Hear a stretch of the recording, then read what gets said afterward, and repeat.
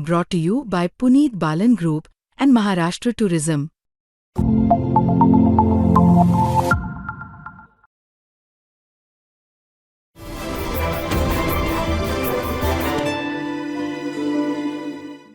Puneet Balan group प्रस्तुत मुंबई तक बैठक powered by MMRDA, Maharashtra tourism आणि सिडको. असोसिएट स्पॉन्सर सेंट अँजेलोस, अजिंक्य तारा फॅसिलिटीज आणि बेकविन. ज्यांच्या युक्तिवादावर सर्वसामान्यांचा इतका विश्वास आहे की मोठा गुन्हा घडला रे घडला की आंदोलन झाल्यानंतर सगळ्यात पहिले तर सरकारी वकील म्हणून उज्ज्वल निकमांची नियुक्ती करावी अशी मागणी केली जाते. मुंबईवरचा दहशतवादी हल्ला असो की मुंबईत झालेले बॉम्ब ब्लास्ट, गुन्हेगारांना शिक्षा मिळावी म्हणून त्यांनी जोरकस आर्ग्युमेंट केलं. त्यांच्यावर त्याच्यानंतर आरोपही झाले. त्यांनी माध्यमात दिलेली माहिती वादग्रस्त सुद्धा ठरली. पण त्यांनी भाजपमधून निवडणूक लढवण्याचा निर्णय घेतला आणि त्यानंतरही त्यांच्यावर टीका झाली. पहिल्यांदा निवडणूक लढले, निवडणुकीत पडले, पण ते थांबले नाहीत. अंगावर काळा कोट चढवून ते पुन्हा एकदा कोर्टात उभे राहिलेत, मोठ्या केसेस लढण्यासाठी, गरिबांना आणि पीडितांना न्याय देण्यासाठी. असे ज्येष्ठ वकील आणि कायदेतज्ञ उज्ज्वल निकम सर आपल्या सोबत आहेत आणि त्यांची अगदी कालपर्वाकडेच झालेली नवीन ओळख सुद्धा आपल्याला सांगणं गरजेचं आहे. आणि म्हणूनच आणीच्या नंतर आपण ती ओळख सांगतो आहोत, ते म्हणजे की आता ते भाजपचे राज्यसभेचे खासदार सुद्धा असणार आहेत. आणि स्वतः पंतप्रधान नरेंद्र मोदी यांनी त्यांना फोन करून आणि त्यातही त्यांना भाषेचं ऑप्शन देऊन विचारलं की कशा कोणत्या भाषेत सांगू, असं त्यांनीच स्वतः माध्यमांशी बोलताना सांगितलेलं आहे. मी उज्ज्वल निकम सरांना विनंती करते की त्यांनी व्यासपीठावर यावं आणि त्यांच्याशी संवाद साधणार आहेत मुंबई तकचे संपादक साहिल जोशी सर. उज्ज्वल निकम सरांचं स्वागत करण्यासाठी मी तक ग्रुपचे व्यवस्थापकीय संपादक मिलिंद खांडेकर यांना सुद्धा व्यासपीठावर येण्याची विनंती करते.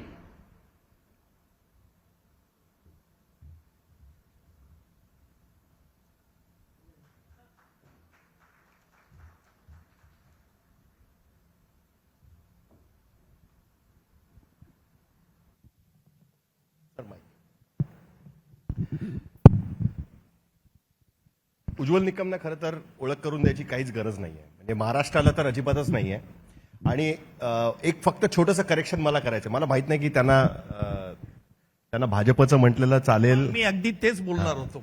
राष्ट्रपती नियुक्त तुम्ही क्लिअर केल्यामुळे बऱ्याचशा पुढच्या गैरसमजुतींना आळा बसेल. ठीक. राष्ट्रपती नियुक्त खासदार म्हणून त्यांची आत्ताच नियुक्ती झालेली, ती अर्थातच सरकारकडनं नावं पाठवली जातात आणि मग राष्ट्रपती त्याला मंजूर करतात आणि राष्ट्रपतींकडनं राष्ट्रपती नियुक्त खासदार म्हणून उज्ज्वल निकम आपल्याला राज्यसभेमध्ये थोडं यातही सुधारणा करू. हो, राष्ट्रपतींचा जो स्वेच्छा अधिकार आहे हो, की वेगवेगळ्या क्षेत्रातल्या वेगवेगळ्या ज्या विद्यामध्ये ते पारंगत असतील त्यातल्या लोकांची सूची केंद्रीय मंत्रिमंडळाकडून मागवायची, असा तो पद्धत आहे, प्रोसिजर. आणि मग केंद्रीय मंडळ त्यातून काय सगळं बाकीचं बघून मग राष्ट्रपती महोदयांकडे पाठवत असतात. मग राष्ट्रपती महोदय. इंटरेस्टिंग गोष्ट अशी आहे की आज मुंबई तकच्या बैठकीमध्ये अजून एक राष्ट्रपती नियुक्त खासदार माजी त्यांचं एक सेशन झालेलं आहे, नरेंद्र जाधव. आणि मला असं वाटतं तिथूनच आपण प्रश्नांना सुरुवात करूया. निकम साहेब, नरेंद्र जाधव आवर्जून ही गोष्ट सांगत होते की मी राष्ट्रपती नियुक्त होतो म्हणून मी अशा जागेवर बसत होतो की जी ना सरकारच्या बाजूची असेल ना विरोधी पक्षाच्या बाजूची असेल. तर राज्यसभेतली तुमची जागा साधारण कुठे असणार आहे, हे काही साधारण तुमचं ठरलंय? नवीन राष्ट्रपती भवन मी अद्याप पाहिलेलं नाही, त्याच्यामुळे मी जागा कुठली निवडावी हा माझा जरी स्वेच्छाधिकार असला तरी सर्वांना रुचेल अशी मी जागा बघेन. नॉर्मली तुम्ही सर्वांना रुचेल असं बोलण्यासाठी ओळखले जात नाही, कारण मी निकम साहेबांचा फार कमी लोक या इकडे असतील की ज्यांनी निकम साहेबांचा हा प्रवास फार जवळून बघितलेला आहे. की सरकारी वकील ते विशेष सरकारी वकील ते अत्यंत महत्वाच्या केसेसमध्ये सरकारची जनतेची बाजू मांडणारे म्हणून प्रॉसिक्युटर, भारतीय जनता पार्टीचे उत्तर पूर्व मुंबईचे लोकसभेचे उमेदवार आणि त्याच्यानंतर आता खासदार म्हणून राज्यसभेमध्ये. निकम साहेब, अनेकांना हा प्रश्न पडतो कधी कधी की जळगावमधनं मुंबईत येताना हा वाया मुंबई दिल्लीत तुमचा प्रवास होईल अशी तुम्हाला कधीतरी कल्पना होती? वाटलं होतं कधीतरी? नाही, अजिबात मला कल्पना नव्हती. पहिली गोष्ट म्हणजे जरी मी आज शपथ घेतली नसली खरं बोलण्याची, कारण तुमचा आविर्भाव, तुमच्या प्रश्नांचा रोख हा उलट तपासणीचा रोग दिसतोय. रोल रिव्हर्सल करूया आपण. त्याच्यामुळे निश्चितपणे मी खरं बोलेल, खरं बोलण्याचा प्रयत्न देखील करेल. परंतु जळगावहून मुंबईला मी वकिली व्यवसाय करता येईल. जळगाव माझं जन्मस्थान, कर्मभूमी जळगाव. त्यानंतर मुंबई झाली आणि मुंबईच्या माध्यमातून सगळा महाराष्ट्र माझी कर्मभूमी झाली. दिल्ली बहुत दूर है, परंतु एक गोष्ट मात्र निश्चित की मला सुतराम कल्पना नव्हती. मी ज्यावेळेला साधारणतः 12 मार्च 1993 साखळी बॉम्बस्फोट झाले आणि सप्टेंबरच्या महिन्यात मी इथे आलो, त्या मला पोलीस आयुक्तालय माहिती नव्हतं, इथे न्यायालय कुठे त्याची कल्पना नव्हती, अजिबात मला कल्पना नव्हती. पण कसं झालं, हे झालं कसं, म्हणजे तुमच्यापर्यंत कसे पोहोचले? कारण तुम्ही त्यावेळेस मुंबईत प्रॅक्टिस करत नव्हता, तुम्ही मुंबईमध्ये नव्हता. मी जरी मुंबईत प्रॅक्टिस करत नव्हतो, त्यावेळेला खलिस्तान कमांडो फोर्स ही एक अतिरेका संघटना पंजाबची, यांनी महाराष्ट्रात काही ठिकाणी धुमाकूळ घातला होता. त्यांनी विशेषतः पंजाबहून तरन तारण पंजाबमधला एक भाग आहे, तिथला माधोसिंग भट्टी नावाचा एक अतिरेकी, जहाल अतिरेकी, हा आणि त्याच्या साथीदारांसह हा मालेगाव इकडनं जीप घेऊन ते येत होते. तिथे पेट्रोल पंपावरती त्यांनी गोळीबार केला. ती गोळीबार केल्यानंतर धुळे कंट्रोलला कळवण्यात आलं. धुळे कंट्रोल रूमने त्यांचा पाठलाग केला आणि पाठलाग केल्यानंतर पोलिसांची गाडीने, त्यावेळेला ते एस्कॉर्ट गाडी होती, त्यांनी त्यांना जमवून जाऊन त्यांना पॅरलल गाडी जीप चालवली आणि यांनी गोळीबार केला. अतिरेक्यांनी केल्यावर तो ड्रायव्हर जागच्या जागी ठार झाला. दुसरा त्यांच्यावर साथीदार, त्याला गोळी लागली. असे एकूण 3 तिथे गाडीत त्यावेळेला रात्रीच्या वेळेला कर्मचारी होते, पेट्रोल पंप लुटून चालले होते आणि ही गाडी रस्त्यावर जाऊन बाजूला उभी राहिली. एकटा पोलीस कर्मचारी होता. समोरून एक दुसरी गाडी येताना रात्रीच्या उजेडात त्याला लाईट दिसले.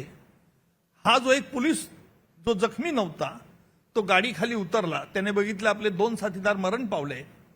त्याने रस्त्यावर जाऊन ती गाडी थांबवण्याचा प्रयत्न केला आणि ती समोरून गाडी आली, त्या गाडीतून देखील गोळीबार याच्यावरती करण्यात आला. कारण माधोसिंग भट्टी हा अतिशय हुशार होता. त्याला कल्पना होती की पोलीस गाडीने पुढे कळवलं असेल, आपल्याला पुढे बॅरियर टाकण्यात येतील, आपल्याला अडवण्यात येईल, म्हणून त्यांनी गाडी रिव्हर्स घेतली आणि रिव्हर्स घेऊन त्या पोलिसाला ठार केलं. हेच अतिरेकी पुढे कल्याणला लोकल रेल्वेत बॉम्बस्फोट झाला होता 93च्या अगोदर. त्यावेळेला भाऊबीजीचे दिवस होते आणि कल्याणच्या लोकल रेल्वे त्यांनी बॉम्ब ठेवला होता माधोसिंग भट्टीने त्याच्यात, आणि त्यात बरंचसं हे झालं होतं. लोक बरेच मरण पावले होते. ह्या माधोसिंग भट्टीला मुंबईला हा बॉम्बस्फोट करून पंजाबमध्ये तिथे पकडण्यात आलं होतं त्याच्या टोळीला. त्यावेळेला सगळ्या या गुन्ह्यांची त्याने कबुली दिली आणि मग त्याच्यानंतर त्याच्या विरुद्ध हा खटला चालवण्याकरता जळगावला त्यावेळेला कोर्ट नव्हतं, म्हणजे ताडा कोर्ट हे जळगाव डेसिग्नेट करण्यात आलं होतं. नाशिक, जळगाव, धुळे आणि हे असं 3-4 रिजनचं, नगर, अहिल्यानगर, असं 4 जिल्ह्यांचं एक ताडा कोर्ट हे जळगावला स्थापन करण्यात आलं. मी जळगावचा जिल्हा सरकारी वकील होता आणि जळगावचा जिल्हा सरकारी वकील असल्याने ज्यावेळेला माधोसिंग भट्टीला नाशिकच्या न्यायालयातून आणण्यात आलं, नाशिकच्या कोर्टातून, नाशिकच्या तुरुंगातून, त्यावेळेला त्याच्या हाताला दोरखंड बांधलेले, वरती 3ऱ्या मजल्यावरती कोर्टाच्या सभोवताली पोलीस बंदोबस्त ठेवलेला, एक वेगळं स्वरूप त्यावेळेला आलं होतं. आणि मला जळगाव हे ताडा कोर्ट डेसिग्नेट केल्यामुळे मी तिथला स्पेशल पब्लिक प्रॉसिक्युटर हा खटला चालवण्याकरता होतो. आता हा खटला चालवण्याकरता साधारणतः न्यायालयाचं कामकाज 11 वाजता सुरू होतं, पण याला नाशिकहून आणणं याच्याकरता दुपारी 1 वाजता न्यायालयाचं कामकाज सुरू झालं. तोपर्यंत लोकांची, जळगावकरांची उत्सुकता ताणली गेली, कारण सगळा पोलीस बंदोबस्त एवढा मोठ्या प्रमाणात ठेवण्यात आला होता की आजूबाजूला रस्त्यावरती सगळीकडे पोलीस. आणि याला 1 वाजता खटला सुरू झाल्यानंतर हा मग मी याच्या विरुद्ध थोडं जोरात बोललो तिथे कोर्टामध्ये आणि मग तिथून त्याला मी त्यावेळेला MN सिंग हे पोलीस आयुक्त होते, ते तुरुंगाचे ऍडिशनल DG होते MN सिंग. अच्छा, जे नंतर मुंबईचे पोलीस मुंबईचे कमिशनर पोलीस आहेत. 93 ब्लास्टच्या वेळेस ते मी- जॉईंट कमिशनर होते. मी MN सिंगना फोन केला, हा. म्हटलं तुम्ही नाशिकहून त्याला का जळगाव तुरुंगात ठेवत नाही? ते हसले. ते म्हणाले mister Nikam, you don't know what is the situation, do you know who is he? म्हटलं नाही, कोण आहे हा अतिरेकी, एवढं मला माहिती आहे. नाही, हा फार मोठा अतिरेकी आहे, खलिस्तान कमांडो फोर्सचा हा काहीतरी त्यांची रँकिंग मध्ये कमांडर आहे, आणि आम्ही अंडा सेलमध्ये त्याला नाशिकला आहे, तुमच्या इथे जळगावमध्ये नाहीये. म्हटलं न्यायालयाचं काम उशिरा सुरू होतं, खटला कसं चालणार? पण मी त्यांना म्हटलं तुम्ही जळगावला अंडा सेल तयार करा, आपण 15-20 दिवसात 1 महिन्यात तयार होऊ शकतो कोर्ट. ते हसले, त्यांना all right I will examine this aspect. मग ते ताडा कोर्टच जळगावचे कॅन्सल केलं त्यांनी, ते नाशिकला गेलं.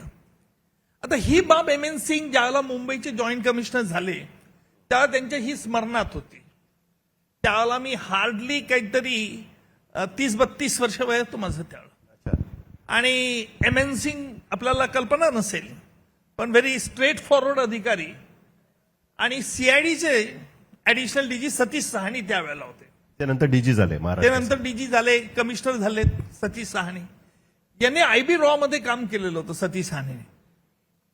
त्यांचं आणि एम.एन. सिंगचं डिस्कशन झालं की आपल्याला असा वकील, सरकारी वकील हवा की मुंबईचा नको.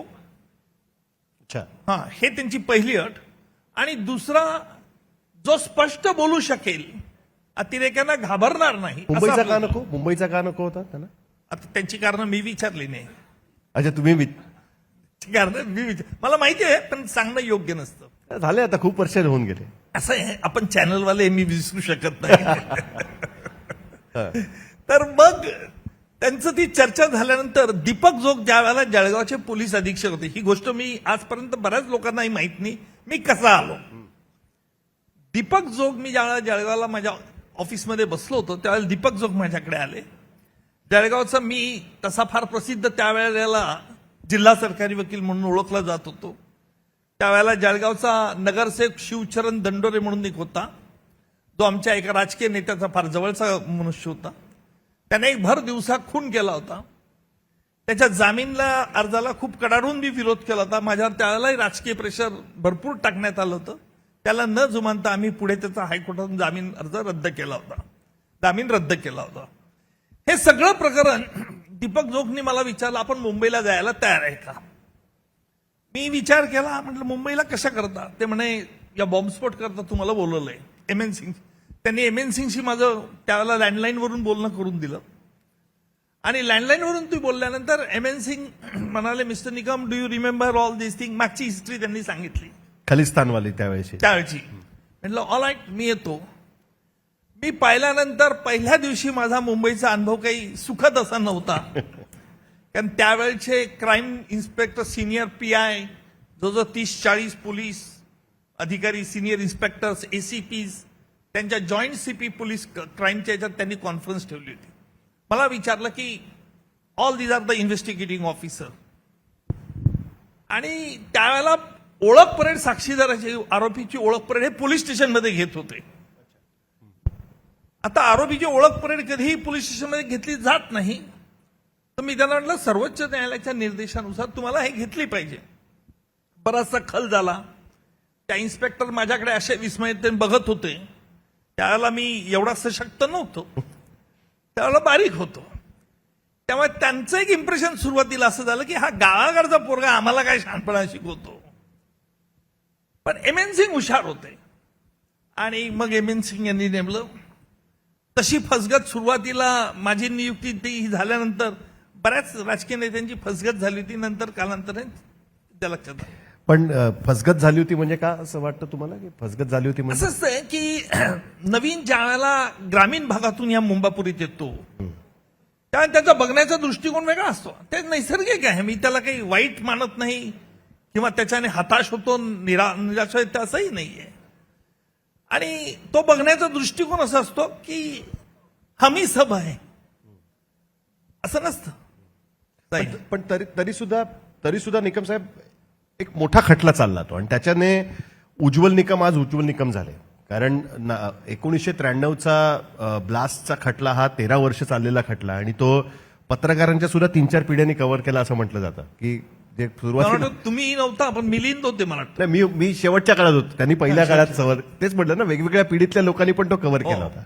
आणि खूप त्याचा पेपर वर्क आणि या सगळ्या गोष्टी त्याच्यामध्ये होत्या. म्हणजे सांगायला हरकत नाही, मिलिंद झाले, दिलीप चावरे झाले आणि दिलीपच्या मिसेस कुमुद कुमुद चावरे, हे तिघं माझे होते म्हणजे गुरु. हा. कारण सुरुवातीला गावाहून आल्यानंतर पत्रांची किती बोलावं किती बोलू नये हे थोडं मला काही समजत नव्हतं ना. त्यांनी एकदा एका इंग्रजी वृत्तपत्राच्या गंमत म्हणून सांगतो, एका इंग्रजी वृत्तपत्राच्या मोठं लिडिंग न्यूजपेपर, नाव घेत नाही, त्याच्या पत्रकाराने मला पहिला प्रश्न विचारला आहे. अर्थात माझी हॉटेलला एक छोटी खोली तिथे होती मुंबईला साधी, की निकम हे जे सध्या दाऊद इब्राहिमच्या प्रॉपर्टी अटॅच केल्या आहेत, खरंच ते अटॅच होतील, ऑप्शन होईल का दाऊद इब्राहिमच्या, असं तुम्ही सिद्ध करू शकाल? त्यावरती मी थोडंसं उत्तर वेगळं दिलं होतं, बकवास आहे म्हटलं सगळं. आणि माझ्या स्वभावाला ताडून ते उत्तर दिल्यामुळे दुसऱ्या दिवशी सकाळी जेव्हा ती बातमी त्या लिडिंग इंग्लिश पेपरमध्ये आली, त्याला सीपींचा मला 6:30 वाजता फोन. म्हटलं काय झालं? सतीश साहनी त्यावेळेला सीपी होते. अरे म्हणे आपण हे तुम्ही स्टेटमेंट कसं काय केलं म्हणे. म्हटलं काय झालं त्याच्यात? तर नाही म्हणे, काय असतं दरवेळेला सकाळी दिल्लीला पंतप्रधानांना IB director, raw director briefing करत असतात. त्या ब्रीफिंगमध्ये त्यांनी हे सांगितलं, कारण चार्जशीट नंतर हे सगळं CBI चालवत होतं. सीबीआयकडे पण तेव्हा यांनी मला शिकवलं की तुम्ही पत्रकारांशी कुठपर्यंत बोलायचं, कुठल्या हद्दीपर्यंत बोलायचं, कुठल्या हद्दीपर्यंत बोलू नये. जरी म्हटलं मला त्याचाच वापर तुम्ही त्या बिर्याणीच्या बाबतीत केलेला दिसतोय, कसाबची बिर्याणी. हा?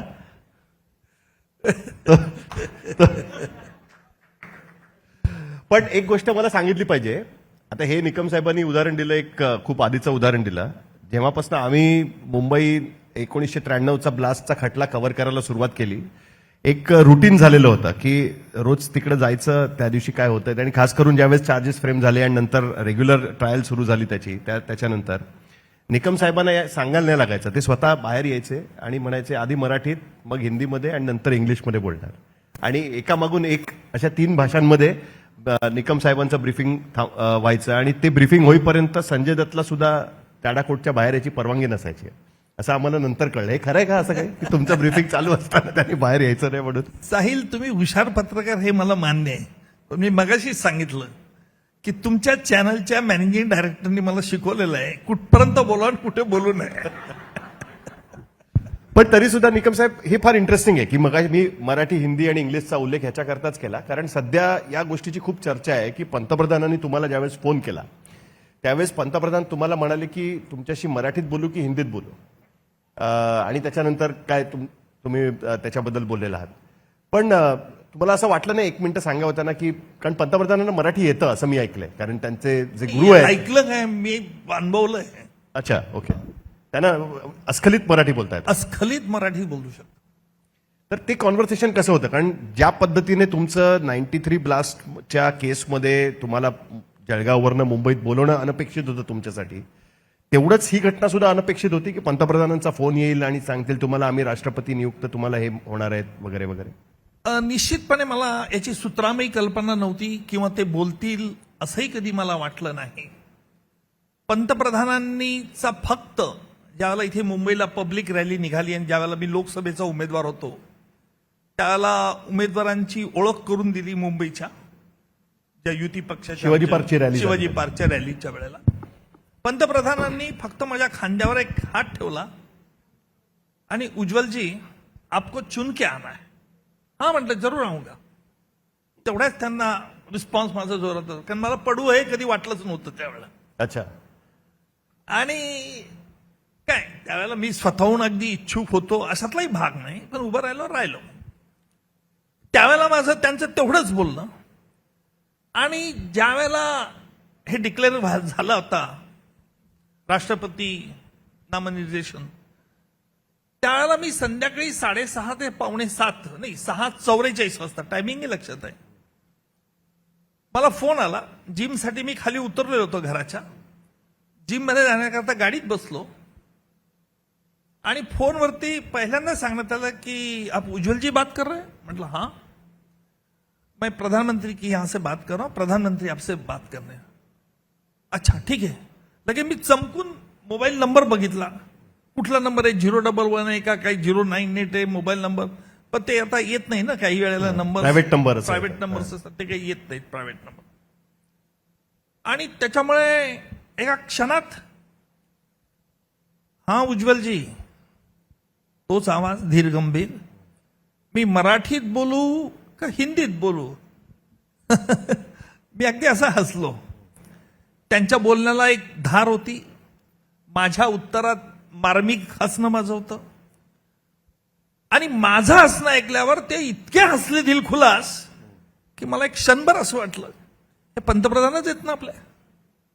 कारण इतकं मोकळेपणाने हसताना मी त्यांना कधीही कुठेही चॅनलवरती बघितलं नाही. प्रत्यक्ष बघण्याचा किंवा ऐकण्याचा संबंध होता. फार कमी असतात ते. कमी असं भारतात आहे, तरी कमी असतात. त्यांना मनापासून ज्या वेळेला आहे आणि मला ते फार भावलं. मग पुढचा संवाद जो काही झाला तो आपल्याला माहिती आहे.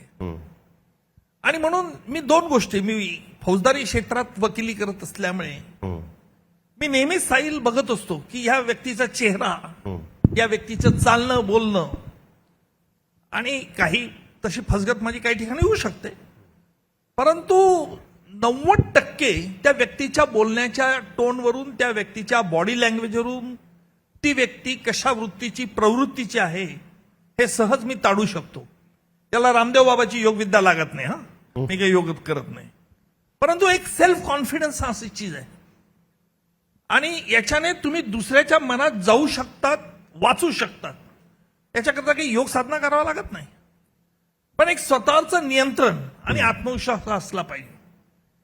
त्यामुळे ज्यावेळेला प्रधानमंत्री आपले हसलेत ते मला एवढ्याकरता भावलं जास्त, कारण तुमचं हसणं, कारण आपण म्हणत असतो, म्हणजे मी ज्या वेळेला बऱ्याच वेळा काही वेळेला मॉर्निंग वॉकवर गेल्यावरती लोक हसतात. हा हा हा, ते कृत्रिम का हसतात, ते हसण्याचा व्यायाम म्हणून. पण माझ्या मते ते कृत्रिम हसणं असतं, त्याच्याने काही व्यायाम होत नाही.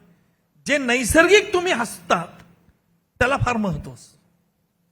त्या नैसर्गिक हसण्यावरून मला एक बाब त्यावेळेला जाणवली की अतिशय मोकळ्या अंतःकरणाने ते माझ्याशी बोलत होते.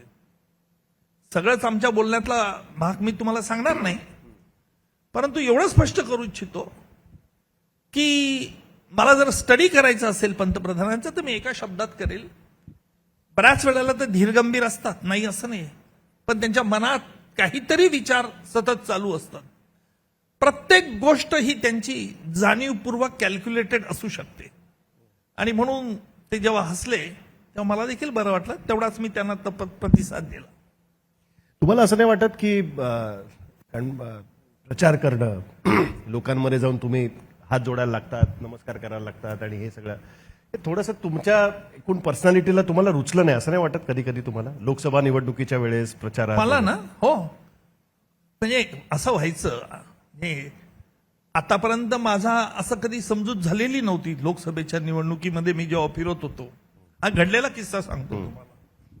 मी मगाशी सांगितलं की 99% किंवा 90% मी खरं सांगेल. मी प्रवास, म्हणजे आता माझे हे 12-13 दिवस मला प्रचाराला मिळाले. काही मतदारसंघ तर त्यावेळेला मला माहिती नव्हते. चांदिवली मी नाव हे कधी ऐकलेलं नव्हतं. कांदिवली माहिती होतं. ज्यावेळेला मला सांगण्यात आलं की तुमच्या मतदारसंघात हे मतदारसंघ आहे, तर त्याने चांदिवलीमध्ये, आपलं म्हणजे चांदिवलीमध्ये जावं लागेल. चांदिवली नाही, कांदिवली करा. माझ्याकडे असं बघितलं. आता मग त्यांच्या लक्षात आलं, मग मला लक्षात आलं माझी कितीतरी चूक झाली आहे. म्हणलं नाही चांदिवली. म्हटलं ठीक आहे चांदिवली. कारण यशस्वी माघार घ्यायचं हे देखील एक लक्षण ठेवलं पाहिजे आपण. आणि ज्यावेळेला मी हात जोडून लोकांना नमस्कार करत होतो आणि चेहऱ्यावरती हसत होतो, आता हसणं, इतका वेळ सतत हसणं हे कृत्रिम हास्य. पण हे संध्याकाळच्या वेळेला, आता तुम्हाला दुसरी गंमत सांगते, माझे जास्त प्रचारक महाराष्ट्रातून सगळे आले होते. कोण प्रचारक? ज्यांचे मी खटले चालवले, ज्यांनी माझ्यामुळे त्यांना असं वाटत होतं की न्याय मिळाला आहे, हे सगळे लोक आले होते. एक मोठा व्यापारी तो माझ्याकरता येत होता, कारण त्याच्या पत्नीचा मर्डर झाला होता. देवपूजा करत असताना नोकऱ्याने मर्डर केला होता आणि त्याला शिक्षा झाली. तो स्वतः बिचारा एक जवळजवळ 60 वर्षाचा गृहस्थ असेल. जेव्हा मी संध्याकाळी सगळे लोक असताना बसले असता, मी बोललो काय लोकांची सायकॉलॉजी आहे मुंबईच्या. मग एकाने विचारलं काय झालं, अरे मी सगळ्यांना नमस्कार करतो, हसतोय, अगदी एवढा हात करतो, काही तर स्तंभ बघत असतात जसे, कमीत कमी प्रतिक्रिया तर रिस्पॉन्स नुसतं बघतात. म्हटलं मला काही कळत नाही असं काय आहे लोकांमध्ये. दुसऱ्या दिवशी ज्यावेळेला आमची गाडी निघाली रॅली, म्हणजे रोज ते आमचं दर्शनच चाललं होतं ना असं असं करत सगळ्यांना, त्यावेळेला माझ्याजवळ जो मनुष्य होता, मी ज्याचं वय सांगितलंय, जी पत्नीचा मर्डर झाला होता, तो प्रत्येकाचे हात जोडून प्रत्येकाला हात जोडा हात जोडा हात जोडा मारसून त्याने प्रत्यक्ष, म्हणजे अशी जी शेलार देखील त्यावेळेला होते एका प्रसंगी, त्यांच्यावर जबाबदारी होती. नाही त्यांच्यावर जबाबदारी नाही, ते एका रॅलीमध्ये माझ्या बरोबर आले होते. त्यांनी ही घटना पाहिली, मला विचारलं हा कोण गृहस्थ आहे, त्यांनी देखील नोटीस आलं. त्याने त्या बँकेतल्या सगळ्या लोकांना खेचून आणलं बाहेर आमची गाडी जाणं, आणि पत्रकार सांगितलं अरे निकम साहेब आहे, उज्ज्वल निकम साहेब आहे, नमस्कार करू नमस्कार, ते करायला लागले. मग गाडी थोडी माझं लक्षच होतं त्याच्याकडे. आता गाडी गेल्यावर तो मॅनेजर त्याला म्हणा अब तो जाऊ साहेब मैं त्याला मी तेव्हा त्या माणसाला आमच्या सांगितलं बाबा असं करू नको, लोक वैतागतील, लोक मतं देणार नाहीत. निकम साहेब, लोकांचं प्रेम किती असतं हे दाखवण्याकरता. आता तुम्ही राज्यसभेत जाणार आहात, काही असं मनात ठरवलंय की या मुद्द्यांवरती मी भाषण करणारच, कारण राज्यसभेमध्ये खूप वेगवेगळ्या क्षेत्रातनं आलेले लोक आहेत, वेगवेगळे दिग्गज आहेत, आणि काही काही वेळेस तर फार जोरदार लढाई तिकडे होते, म्हणजे कोर्टातली लढाई त्याच्यासमोर काहीच नाही, ह्याच्याहून मोठ्या मोठ्या लढाया तिकडे होतात. तुम्ही काय ठरवलंय मनामध्ये की त्यावेळेस काय करायचं, कशा पद्धतीने करायचं, का आता जे येईल त्या पद्धतीने बघू असं? नाही, मी असा तो विचार केला नाही अजून. याला कारण असं आहे की मी राष्ट्रपती नियुक्त सभासद जरी असलो वरिष्ठ सदनाचा, तरी माझे अधिकार काय आहेत हा याचा अभ्यास करावा लागेल. आणि निश्चित माझ्या नावाला सगळ्यांचीच त्यांची भाजप सरकारची शिफारस असल्यामुळे माझं कृत्य असं कुठलंही नको की जेणेकरून कोणाची गरिमा कमी होईल, नंबर 1. नंबर 2, माझ्या पुढे मी ब्रॉड क्वेश्चन्स साधारण ठेवलेले आहेत, विशेषतः गुन्हेगार हस्तांतर कायदा. कारण असं आहे की आज आम्ही ऐकतो की याने इतक्या आरोपीने इतक्या कोटी रुपयाला चुना लावला आणि परदेशात पळून गेला. ज्यावेळेला गुन्हेगार हस्तांतर कायदा, म्हणजे ज्याला आपण हस्तांतर ट्रिटी म्हणतो, ही ट्रिटी 2 मित्र राष्ट्रांमध्ये होत असते. मैत्रीचे संबंध म्हणूनच होते ना, शत्रू राष्ट्राबरोबर कधी मैत्रीचा करार होत नाही. आणि असं असताना देखील आमच्या देशातील तपास यंत्रणेने गोळा केलेला पुरावा ग्राह्य मानला जात नाही. ग्राह्य मानला जात नाही, मानला जातो. परदेशात जेव्हा तो खटला चालतो, ज्याला एक्स्ट्रॅडिशन प्रोसिडिंग म्हणतात, त्या परदेशातील न्यायालय त्यांच्या कायद्याच्या आधाराने आम्ही गोळा केलेला पुरावामध्ये प्रायमा फेसी एव्हिडन्स आहे की नाही, सकृतदर्शनी पुरावा आहे की नाही, हे तपासून बघत असतं. माझ्या मते हे चुकीचं आहे, कारण शेवटी तो गुन्हेगार एकदा त्याला एक्स्ट्रॅडिट केल्यानंतर आमच्या देशात त्याच्या मागचं कारण हे असू शकतं ना की बऱ्याचदा सरकारकडनं कोणाचं दमन तर होत नाहीये ना, जाणून बुजून त्यांना हे करण्याचा तर प्रयत्न होत नाहीये ना, या पण गोष्टी अनेकदा तपासून बघितल्या नाही. जातात. त्या कोर्टाची लिमिटेशन्स पाहिजेत. आम्ही गोळा केलेला पुरावा तपास यंत्रणेने याच्यामधून प्रायमा फेसी एव्हिडन्स निघतो की नाही, सकृतदर्शनी पुरावा आहे की नाही गुन्हेगाराच्या विरुद्ध, माझ्या मते हे बघितलं पाहिजे. आणि ते न बघता मग आज आपण बघतो ना की बरेचसे अजूनही ज्यांनी चुना लावलाय देशाच्या याला पळून गेले आणि येऊ शकत नाही. आमची अपेक्षा आहे तुम्हाला नवीन अवतारात बघायची, आणि आता राज्यसभेचं प्रोसिडिंग तर लाईव्ह असतं सगळ्यांसमोर, त्यामुळे तुमची भाषणं आम्ही लाईव्ह बघू शकणार आहोत, आणि त्या भाषणांवरती आमची टिप्पणी असणारच आहे, त्याच्यामुळे आमचं तुमच्यावर आता लक्ष असणार आहे, ही गोष्ट तुम्ही लक्षात ठेवा. असू द्या ना. मला म्हणून अनिकेत माझ्या मुलाने मला अगोदरच सांगितलं असतं, उत्तर देतानाही साहिल बरोबर जरा सांभाळून बोला. त्यामुळे पण निकम साहेब, खूप शुभेच्छा तुम्हाला तुमच्या नवीन वाटचालीसाठी, आणि दिल्लीतला तुमचा प्रवास सुखकर हो अशी अपेक्षा आम्ही करतो. खूप खूप धन्यवाद, आज तुम्ही आमच्या या मंचावर आलात आणि या बाबतीत तुम्ही बोललात. धन्यवाद.